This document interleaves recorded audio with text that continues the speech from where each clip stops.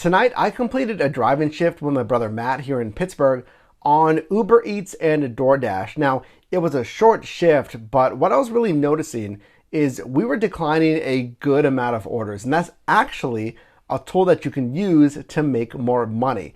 So I want to go over when you should decline, when you should cancel orders when you're driving on these apps, so again, you can make the most money possible. Welcome to the channel. My name is Mike. This channel is dedicated to your success in this gig economy, the side hustle. So if you are new here, consider subscribing. And for the very best accessories for any niche in this gig economy, check out my Amazon storefront, that linked down below. So again, we're driving in Pittsburgh, Pennsylvania. It was a short shift from 5:45 p.m. until 7 p.m. Now that is dinner time. So let me know down below in the comments if that's a shift that you like to drive. And I mentioned two apps, Uber Eats and DoorDash. $1 peak pay on DoorDash. And then we also have this Quest bonus on Uber Eats. Now this is interesting. This is basically also another $1 extra per delivery. You can see $2 extra for 2 deliveries, $4 extra for 4 deliveries, and so on. Now, of course, it's not an exceptional bonus, but we'll take that because yes, it can add into our totals, but picking the best orders, that's what's gonna actually increase your dollars per hour. So first order request here, we're multi-apping, we're driving on both apps at the same time and simply picking the best one for us. This one from Tuk98, $13.49 for 3.1 miles.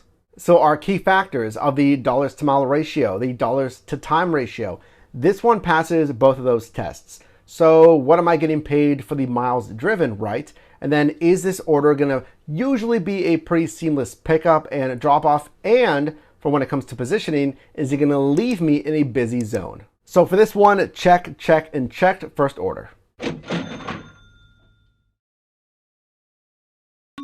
So as we're seeing order number 2 here from Howley Chinese Food, $8 for 3.1 miles.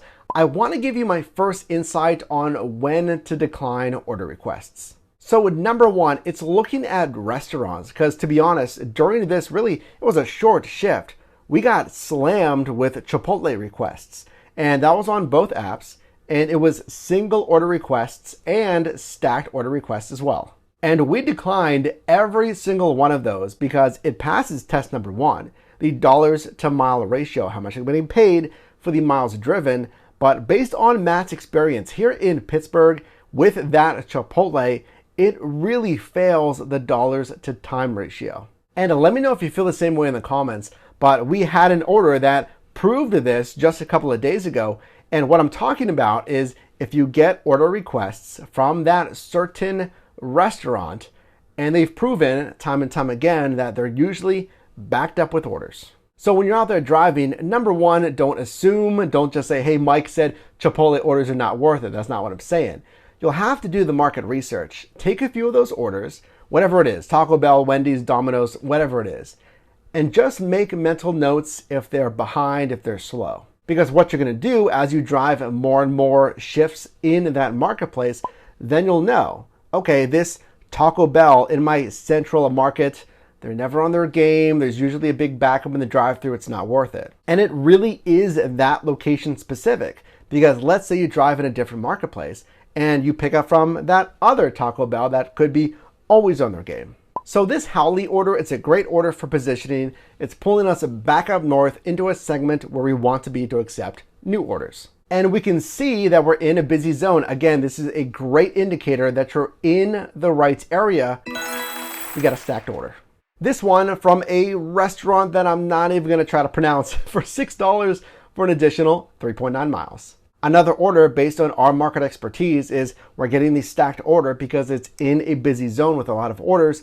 And where is it dropping off at? In another busy area. That's the goal. So insight number 2 on when to decline or cancel orders. I've talked about wait times at restaurant. In fact, let's tie this in to those Chipotle orders that we declined.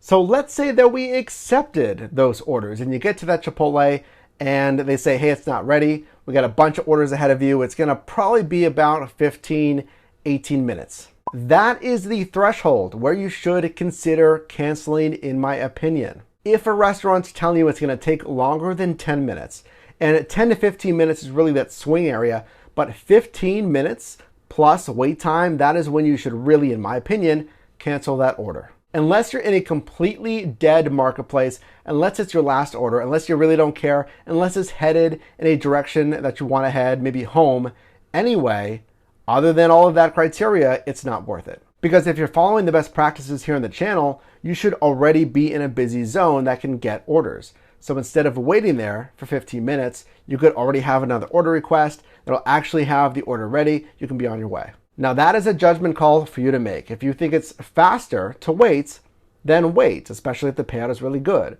Or if you think it's faster to cancel and to take a new order and you're confident that you'll still get good pay, then do option 2. Here's another great order that passes test number 1 and test number 2 for dollars to mile and dollars to time ratio. China House at $10.16 for 3.5 miles. Maybe you're seeing a little bit of a trend here with payouts. If you can, if your marketplace is busy enough, and you'll see this as you look at your trend analysis and your data, if you can get double-digit orders like this, a $10 plus order, that should be your target. Now, at a very minimum, I want you to go for $7 orders. But based on your market, if you can get consistent $10 payouts, raise that bar and go for $10 orders. And one more insight on when to decline orders. Simply put, I would decline any order that doesn't make sense to you for your goals, your earnings goals, your positioning goals, whatever it is, because you need to remember that you're the one in charge. As an independent contractor, you have the freedom to make the call on the order request screen. You need to be aware that as soon as you hit that accept button, things change. Now, you can decline potential order requests basically as much as you want. You can't be deactivated from these platforms simply for declining orders. But once you hit that accept button and you start canceling orders, you most certainly, and you can be deactivated for canceling too many orders. And in fact, DoorDash says you need to complete 80% of your orders to avoid the potential for deactivation. So tonight's shift in Pittsburgh, Pennsylvania on that $1 peak pay from DoorDash, and we did see some boost in that central Pittsburgh marketplace of about 1.4. Tonight's shift was from 5:45 p.m. until 7 p.m. Our total gross revenue from Uber Eats, $25.65 plus $14 from DoorDash. That grand total, $39.65. And again, a short power shift during that dinner time, $31.72 per hour. During this time, it was busy. We completed 5 deliveries. We did receive 5 tips as well. And I gotta say, Matt really has the miles strategy down for the Pittsburgh marketplace.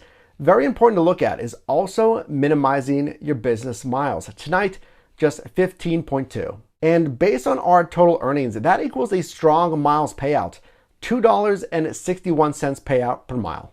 And based on these miles, Matt gets a tax deduction of $8.63. So number 1, don't be afraid to decline orders because frankly, we declined a good amount of them tonight, but we're doing that to increase the overall earnings that we can see here. Number 2, if you are going to cancel, do so strategically, save those cancellations, ideally for those one-off scenarios. Again, if you have a restaurant that has an exceptionally long wait.